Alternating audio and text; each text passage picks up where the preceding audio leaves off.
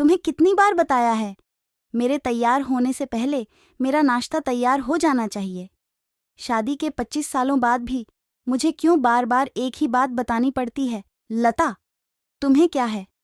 तुम तो आराम से घर पर रहोगी, मुझे काम पर जाना पड़ता है। तुम हो कि हमेशा बेवकूफ़ों जैसी हरकत करती हो। अगर तुम यह जानबूझकर करती हो तो याद रखना, मुझसे बुरा कोई नहीं होगा। आज भी प्रशांत का पारा चढ़ा हुआ था।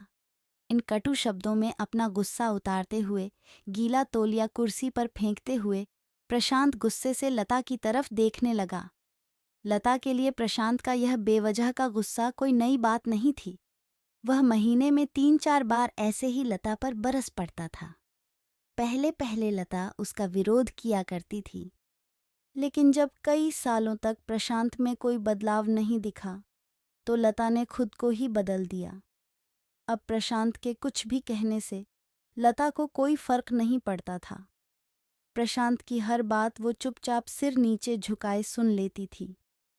शादी के पहले 5 साल तक लता ने पूरी कोशिश की थी कि प्रशांत को बदला जाए, लेकिन फालतू का गुस्सा करना और बाद में लता को भला बुरा कहना, यह मानो जैसे उसकी आदत बन गई थी।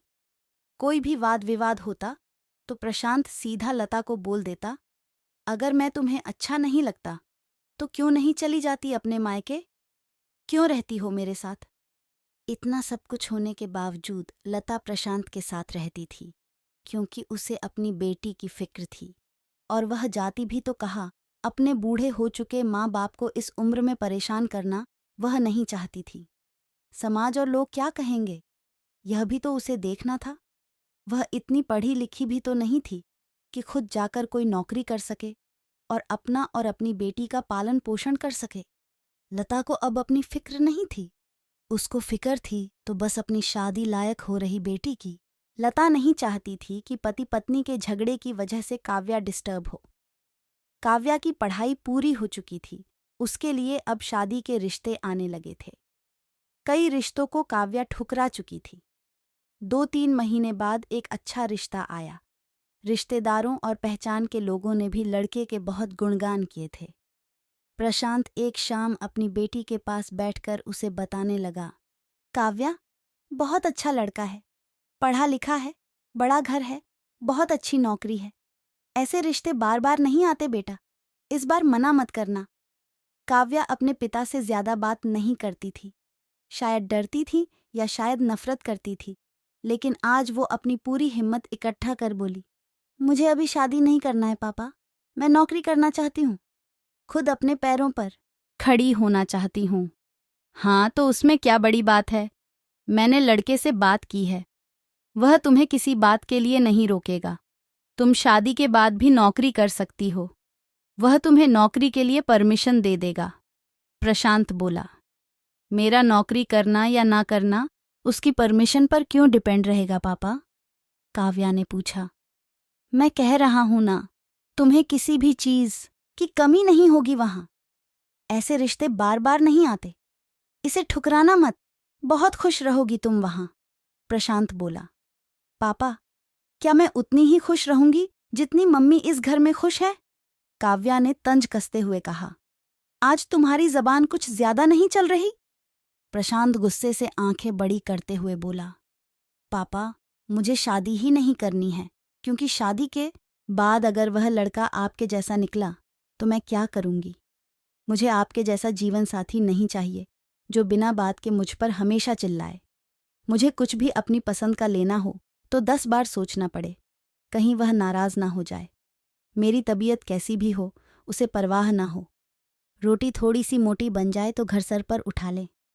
उसकी चेक बुक ना मिले तो भी मेरा ही दोष निकाले, और हर छोटी मोटी बात पर मुझे मायके जाने के लिए कहे। काव्या ने अपना दिल खाली करते हुए पापा से सब कह दिया। प्रशांत का गुस्सा 7वें आसमान पर था, लेकिन उसके मुंह से एक भी शब्द नहीं फूट रहा था। वो काव्या की बातें सुन रहा था। काव्या उतना ही बोलकर चुप नहीं हुई। आज पहली बार वह अपने पापा के सामने इतना कुछ बोल रही थी। पापा, आपने माँ के साथ हमेशा गलत व्यवहार किया है। आप अपने ऑफिस का गुस्सा बिना सोचे समझे माँ पर उतार देते हैं कभी इस बात की परवाह भी नहीं करते कि उन्हें कैसा लगता होगा। आपकी बातें सुन सुन माँ ने अपना स्वाभिमान खो दिया। प्रशांत आज पहली बार अपने के बर्ताव को महसूस कर पा रहा था। वो इतना ही बोल पाया, जो तुम्हारा मन है वो करो, मैं तो इतना बुरा हूं ना। काव्या ने प्रशांत का हाथ पकड़ा और बोली, पापा मुझे सिर्फ एक सवाल का जवाब दे दो।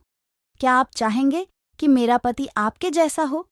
अगर आपका जवाब हाँ है तो कर दीजिए मेरा रिश्ता आज ही, और ना है तो मुझे आत्मनिर्भर बनने दीजिए।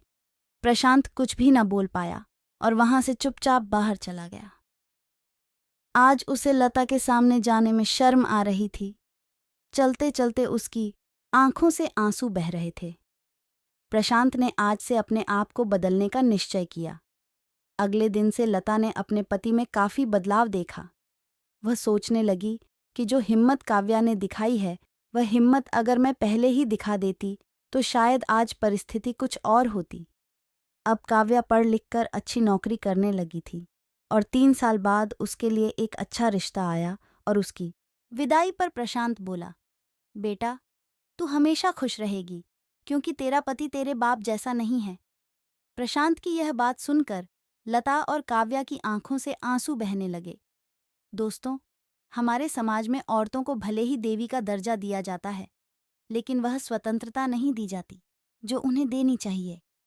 उन्हें बचपन से ही बताया जाता है कि वह पराया धन है। स्कूल से आने में देर हो जाए तो पिटाई मिलती है। मोबाइल पर बातें करते हुए दिख जाए या खिड़की से झांकते हुए दिख जाए तो शक किया जाता है। माँ बाप का घर तुम्हारा नहीं है, पति का घर ही तुम्हारा घर है।